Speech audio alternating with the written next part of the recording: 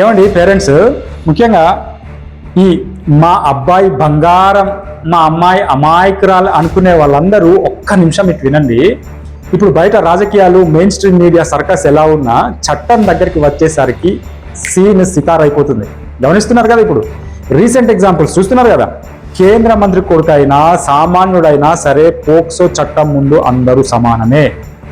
మా వాడు హనీ ట్రాప్లో పడ్డాడు, వాడు బాధితుడు, పాపం అమాయకుడు అని కొందరు మీడియాలో ముట్టుకుంటున్నారు.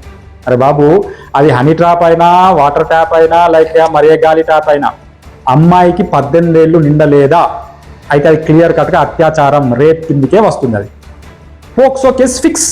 అక్కడ ఏ రాజకీయ పవర్లు, మీడియా సింపతిలు పనిచేయవు. ఎందుకంటే ఆ చట్టం అట్లుంది. అది చాలా కఠినమైన చట్టం. మీకు పూసలమ్మాయి కేసు గుర్తుందా? ఓ ముస్లింను ప్రేమించి పెళ్లి చేసుకుంది, ఇష్టపూర్వకంగానే పెళ్లి చేసుకున్నాను అని తల్లిదండ్రులకు, మీడియాకు చెప్పింది. కానీ అతనిపై పోక్సో కేసు నమోదు చేశారా లేదా? ప్రేమించి పెళ్లి చేసుకున్నాము, మేము ఇద్దరం ఇష్టపడి ప్రేమించి పెళ్లి చేసుకున్నాము అని ఎంత మొత్తుకున్నా కేసు కట్టారు. ఎందుకు? ఎందుకంటే ఆ అమ్మాయికి 17 ఏళ్ళు, మైనారిటీ తీరక ముందు అంగీకారంతో పెళ్లి చేసుకొని కాపురం చేసినా అది అత్యాచారమే అవుతుంది. అందుకే పోక్సో కేసు పెట్టారు. ఆఖరికి నేను చెప్పొచ్చేది ఏంటంటే, స్కూల్కి వెళ్ళే అమ్మాయిల పేరెంట్స్ అప్రమత్తంగా ఉండాలి.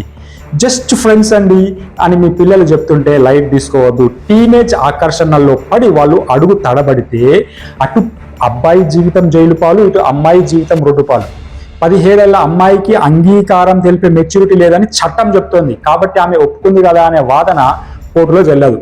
కాబట్టి తల్లిదండ్రులారా, మీ పిల్లల ఫోన్లలో ఏం జరుగుతుందో, వాళ్ళ ఫ్రెండ్ సర్కిల్ ఏంటో గమనించండి.